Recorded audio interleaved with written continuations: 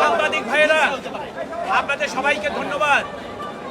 আপনারা জানেন জনাব মাহমুদুর রহমান, তার নামে 2015 সনে অতীত স্বৈরাচার সরকারের প্রধানমন্ত্রী আমেরিকার একটা মিথ্যা ঘটনা সাজিয়ে বাংলাদেশে মামলা করেছিল এবং সেই মামলায় একজন বিচারক ওনার অনুপস্থিতিতে ওনাকে 5 বছরের জেল দিয়েছিল। ওনার সঙ্গে জনাব শফিক রহমানও ছিলেন, আরো 2 জন ছিলেন। এবং এই মামলার ঘটনাস্থল আমেরিকায়, সেইটাকে কারসাজি করে বাংলাদেশে ঘটনাস্থল দেখিয়ে সেই মামলা করেছেন এবং জনাব মাহমুদুর রহমান এবং শফিক রহমানকে জেল দিয়েছে 5 বছরে। আর একটা সেকশন আছে 120P, যেটা এইজিং সেকশন, মূল অপরাধের সহযোগী অপরাধ, সেটাও তাকে 2 বছর, অর্থাৎ বিচার ব্যবস্থার কোনো নিয়ম নীতিকে তারা তোয়াক্কা করে নাই। জনাব মাহমুদুর রহমান, তাকে একবার হত্যা করার চেষ্টা করেছিল, জোর করে দেশ থেকে বের করে দিয়েছে। সেই মাহমুদুর রহমান স্বৈরাচার সরকার পতনের পর বাংলাদেশে আসছেন। আজকে তিনি স্বেচ্ছায় আদালতে এসেছেন। তিনি জেলে যেতে চেয়েছেন, জামিন চান নাই।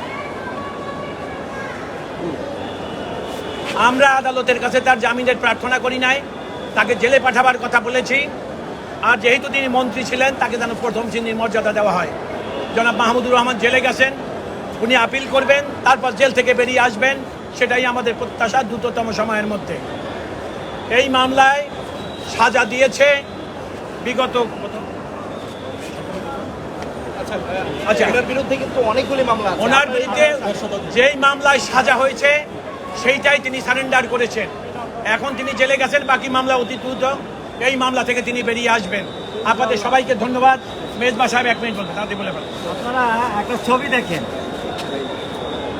এই ছবিটায় একটু বিচার বিভাগ স্বৈরাচারের সময় কতটা নিচে গেছে, যে দেখা যাচ্ছে সজীব ওয়াজেদ জয়ের পিছনে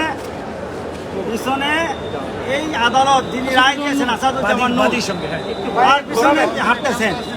যদি ভিকটিমের পিছনে, বিচার প্রার্থীর পিছনে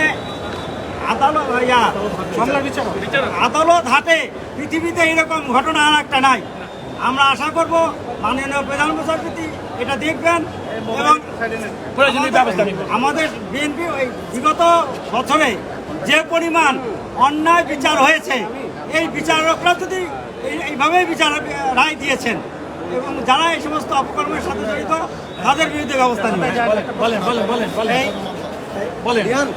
মাহমুদুর রহমান সাহেব বলেছিলেন আপনার ঢোকার আগে যে সাজানো একটি মামলা, এবং তিনি আসলে এই ফ্যাসিস্টবাদের বিরুদ্ধে লড়াই করতে কি বলেছিলেন বিষয়টা দেখুন। মাহমুদুর রহমান সাহেব বলেছেন, আমি রাজনীতির দলীয় প্ল্যাটফর্ম থেকে আমার এই স্বৈরাচারের বিরোধিতা করিনি, আমি আমার অবস্থান থেকে করেছি, আমার হলো বুদ্ধিভিত্তিক লড়াই তিনি বলেছেন। সেই কারণে রাজনৈতিক সংগ্রামের থেকে তার সংগ্রাম একটু আলাদা, এইটাই তিনি কোর্টে বলেছেন। আপনাদের সবাইকে ধন্যবাদ। এবং আপনারা জানেন, যেই মামলায় আমার বন্ধু মেজবা সাহেব বললেন, যে মামলায় মাহমুদুর রহমান এবং শফিক রহমানকে জেল দিয়েছে, সেটা একটা প্রহসনের মামলা। যে বিচারক জেল দিয়েছে তিনি আদালত ফরিয়াদির পিছনে পিছনে হাঁটে, আপনারা দেখেছেন।